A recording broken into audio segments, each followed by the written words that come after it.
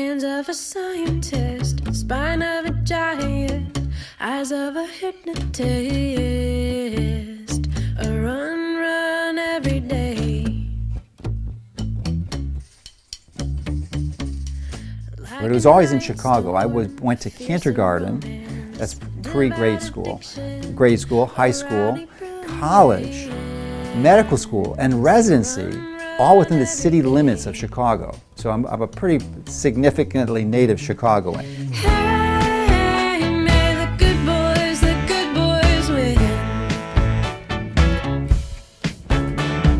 Hey, may the good boys win. Hey, may the good boys win.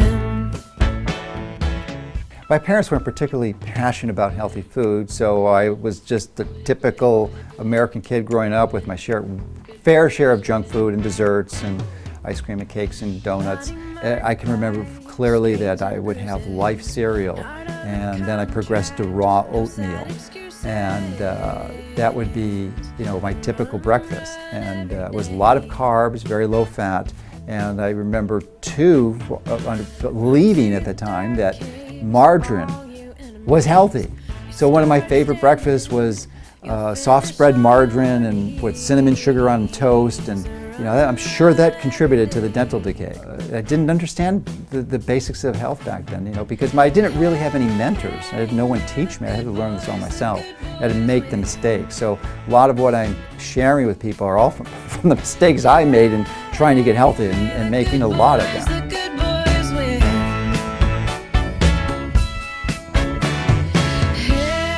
I first met Dr. Mercola at a Health Freedom Expo in Chicago in 2009. He came up to me and expressed real interest in working for mercury-free dentistry. I found that unusual for physicians, certainly for a physician of his stature, and that interest has continued. Obviously, he has no stake in this personally. What he has is an intense interest in seeing mercury eliminated from the profession of dentistry and from the exposure that it does to consumers and to dental workers.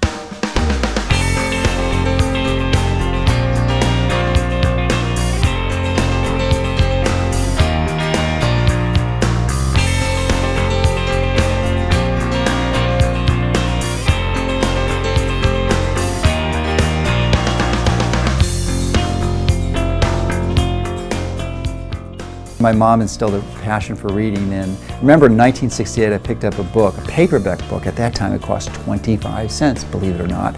But the name of the book was Aerobics. It was written by Dr. Ken Cooper, who was a physician for the space program in NASA, and he actually designed the exercise program for the astronauts.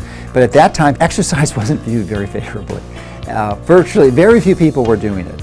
So I started doing that, and when I first started in '68, as I said, it wasn't really widely being used. So people would throw rocks and beer cans at me because they thought I was some kind of criminal. I was a villain running away from the scene of a crime. Because people didn't run. It wasn't done in the 60s. It just wasn't done.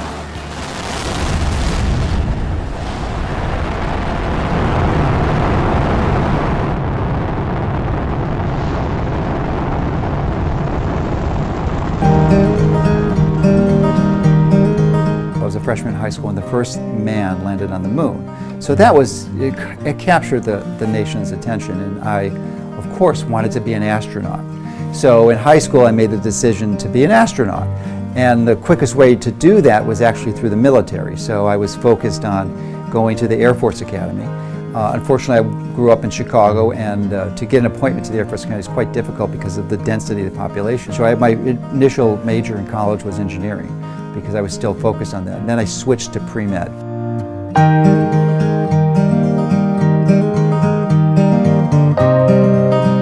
So after 2 years of not getting into school, I was really committed to being a physician. I was really devastated that I didn't get in those first 2 years. And so I started widening my scope. At the time, I was subscribing to Prevention Magazine, which was really a very popular magazine in the 70s.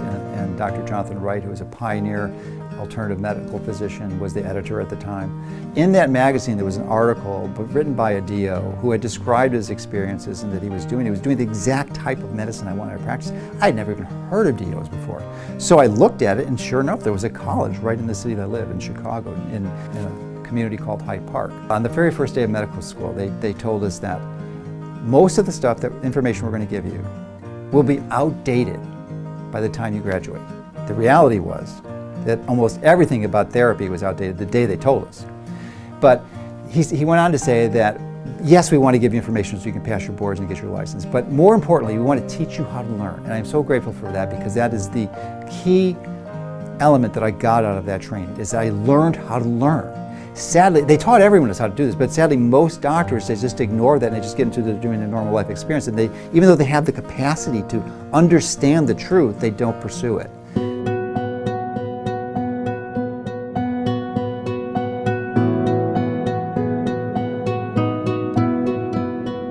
So the reality is that Dr. Mercola, as my doctor, helped put me on a path toward health. I was in a place where I did not have health, and I was so bad that I had to quit my job. Because of Dr. Mercola and how he taught me to take control of my own health, I have since become a very healthy individual and somebody who can fulfill his own potential.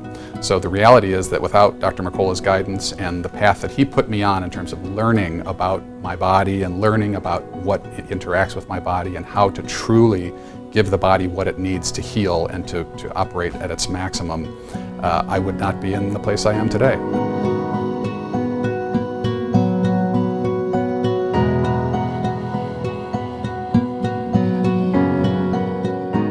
I was fascinated. I didn't realize that there was a whole group of physicians who understood and applied and worked with nutrition. Opened my eyes. I couldn't believe it. So I was just fascinated. And that started my journey of really started reading more medical literature about that and going to these conferences. Typically once a month I'd be traveling somewhere all over the country to learn this information. So it was just collections, it's an eclectic collection of knowledge about using natural healing techniques. And then I would apply them in my office and get tremendous results. I mean, people would start getting better. So much so that I remember at one point I said, this stuff really works, I want to get people off of the drugs. So I made the commitment at that time to say, listen, I'm going to stop using drugs. So I gave notice to all my patients that if you are on drugs and you're unwilling to go a course to get off of them, then you need to find a new doctor. So I lost 70% of my patients. They just left because they weren't on board with me. And I said that was really a good thing, because then I started only having patients who really wanted to get better. And they did, and they got better by the droves, and the word started to spread, and I started seeing patients not only from my local community, but people from all across the state, and then people from all across the country, and eventually people from all over the world. I've probably seen people from almost every country in the world. I would see people that had been to some of the finest medical institutions in the country, like Mayo Clinic and many other prestigious ones, like Northwestern, University of Chicago, and they just failed miserably. And it's absolutely easy to understand, because those clinicians in those institutions are beyond phenomenal for diagnosing. That's what traditional medicine is great for. They can diagnose things down to the finest little microbe, and that's wonderful. We need that. But what they fail miserably at is the treatment modes, because they're focused on treating the symptoms using toxic drugs and that potentially could kill them. And you know, drugs do kill people.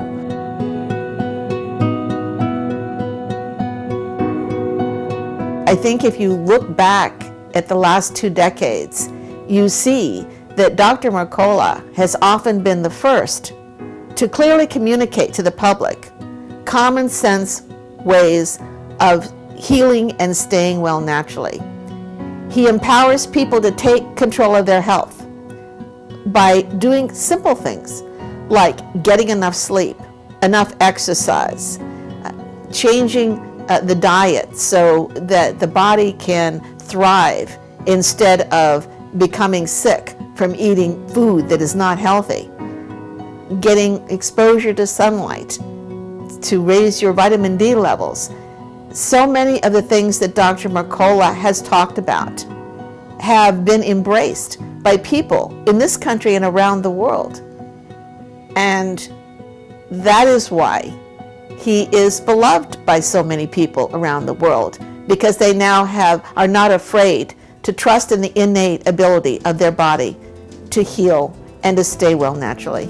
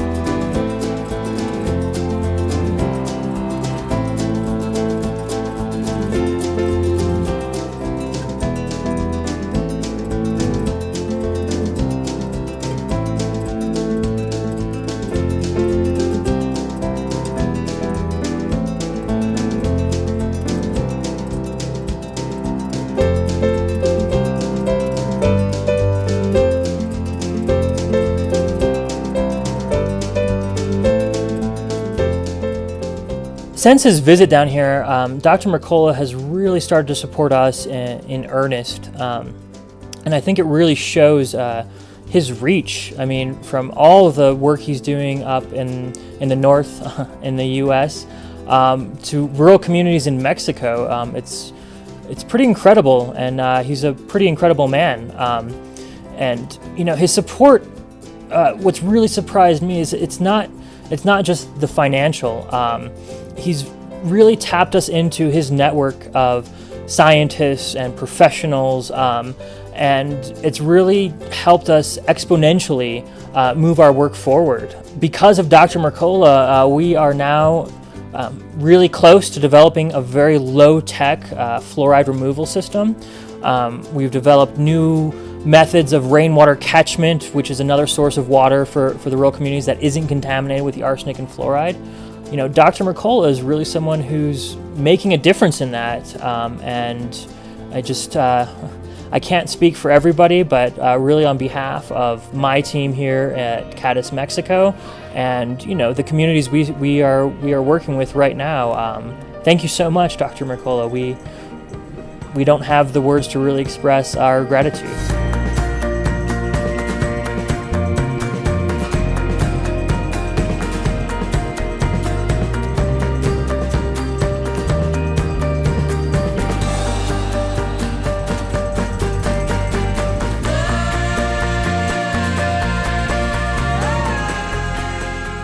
Public perception about anybody has many facets, and certainly with Dr. Mercola, I think the fact that he is an extremely powerful activist. He is a very strong activist.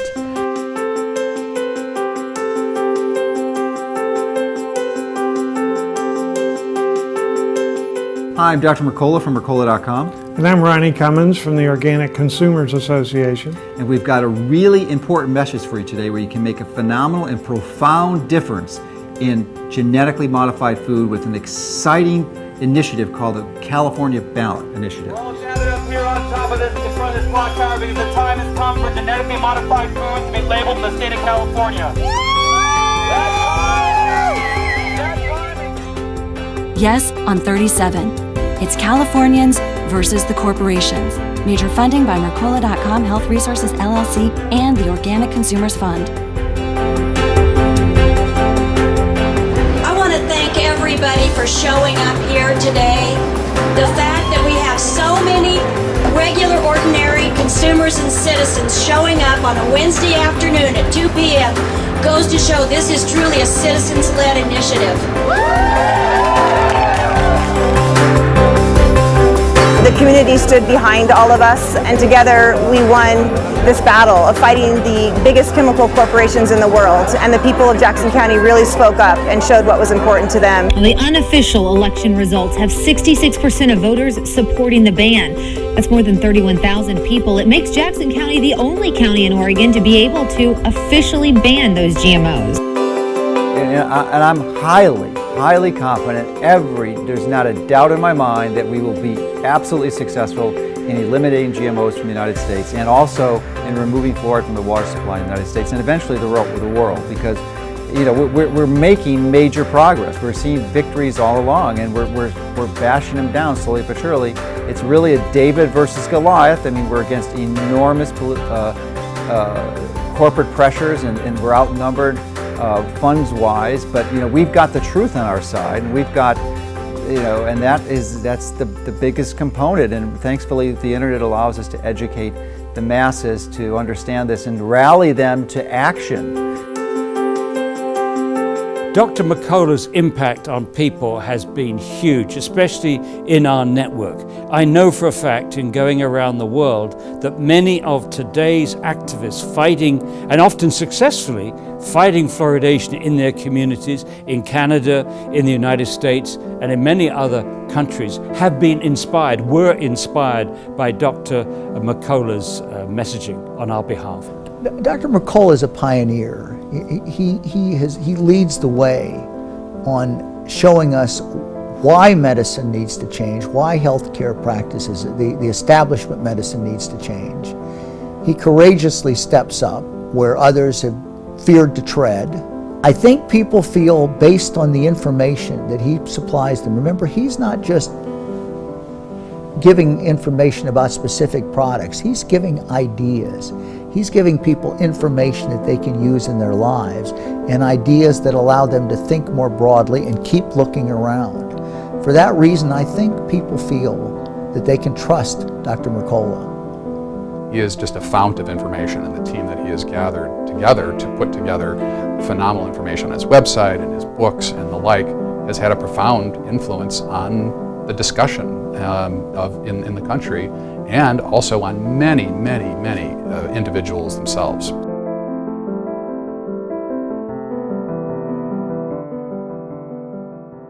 Aspartame is the technical name for artificial sweeteners like NutraSweet and Equal. It's used in foods as a sugar substitute, and it just might be the most dangerous additive we willingly put into our bodies. Notice the word willingly. Here with the lowdown on why we should rid our diet of aspartame is Dr. Joseph Mercola. Dr. Mercola, thank you so much for being here with us. So, aspartame, what exactly is it? Well, it's an artificial sweetener that's commonly used by most to lose weight because it's typically in diet products. But the challenge here is that it doesn't cause you to lose weight. In fact, most of the studies that look at this topic show that it actually causes you to gain weight. So that's the primary challenge. But in addition to that, it's loaded with side effects. And in fact, there are more reported complaints to the FDA than all other food additives combined. All right, so my first question was, what is it? So what is it? What is it made of? Where does it come from? It's a chemical product. It's synthetic. So it's a complete synthetic. It's completely chemical. It's not found in nature. It's something we make, and that's the definition of artificial sweeteners. They're synthetic. And it's also a neurotoxin, is it not? It can be, yes. It's the breakdown products turn into a neurotoxin. Formaldehyde specifically, which is the fluid. Oh my God, formaldehyde! Wait. Formaldehyde is what we embalm bodies with. Yes. It can cause things like seizures, which is why it's that was my next question. Yeah. Give us some symptoms of autoimmune disorders like MS. And it can also contribute to migraines. And in fact, anyone who has a migraine that's watching this, they really need to get off of any drinks that contain aspartame because it's a really common problem. In fact, my sister, who was my office manager for 20 years, she had her first migraine. We didn't know what it was, but she had these symptoms that simulated a stroke. And then we tied it back to the aspartame. And anytime she has any product that has it, even though it's not listed, it invariably contact the manufacturer and there's some aspartame in there.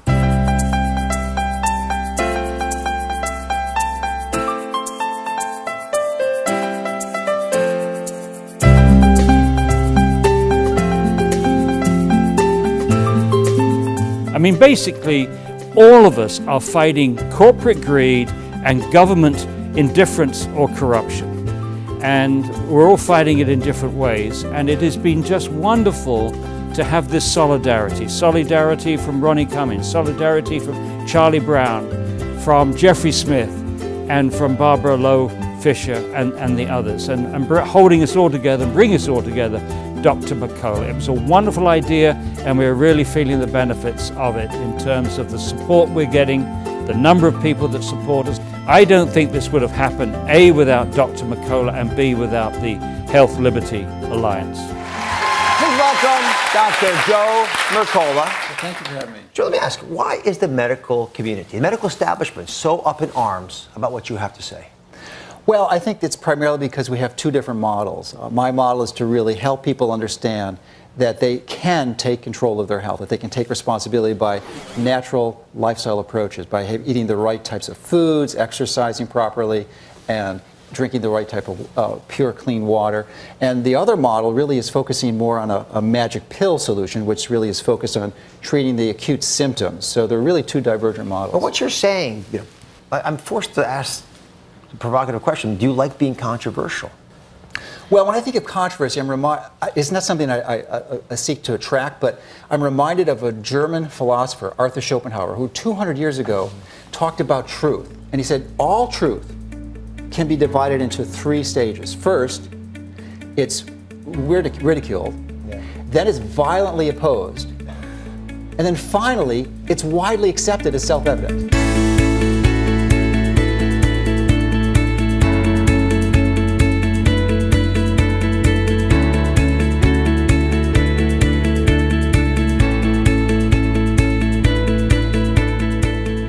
I got this from our comment section last week, okay? Intermittent fasting is really a miracle against compulsive eating. I've been doing Dr. Mercola's intermittent fasting for a month now, a 6-hour eating window. Since the very first day, my cravings went away. Unbelievable. Before that, I've had the same result only using amphetamines. I mean, I couldn't write a better testimony. Someone who hasn't heard this information has really adopted and embraced the conventional medical model. That's an appropriate and rational approach if you've not really explored the other side. So I would encourage anyone who is in disbelief or is skeptical to really examine the evidence very carefully, to try some of these things. You know, most of these strategies that we're recommending, they don't rely on supplements. Our primary recommendation is to use foods and exercise, lifestyle choices that don't really cost a lot extra. And even if they do a little bit extra, they're going to save you so much more in the long term, since the ounce of prevention is worth far more than a pound of cure. So to try it yourself. You know, our mantra is to help people take control of their health. So we're teaching you how to get off of these drugs that literally kill hundreds of thousands of people, legally prescribed drugs that kill hundreds of thousands of people every year. Our message is to tell people, warn them that there is an option, an alternative, a safer alternative, a less expensive alternative that can really and truly address the cause of the disease. So let your body tell you. Don't let some pre-designed, prejudiced opinion to dictate your behavior, or something you read somewhere because of some discrediting campaign from some large multinational pharmaceutical company. Our site has been online for 17 years. We have hundreds of thousands of pages. Just go to the search engine, type in whatever your health condition is, and you'll probably find hundreds of pages that address that. It's just addressing the cause of the disease, which almost always invariably involves changing your diet and lifestyles so that you can address the cause of the disease. These are just common sense basic strategies, and like the timing of your food, if we follow ancestral eating patterns and to go through regular periods of feast and famine like they did. With most everyone now, they're eating 3 meals a day and snacks, and it's the only time they're not eating is when they're sleeping. So that doesn't do well. Our biochemistry and our metabolism is not adapted to that. So just try these principles yourself. You'll see what happens. You know, 2 out of 3 people in this country are overweight, and it's such a simple problem to address, really. I would encourage you just to be objective, take a rational approach, and to read both sides of the story, because you might be surprised at what you find.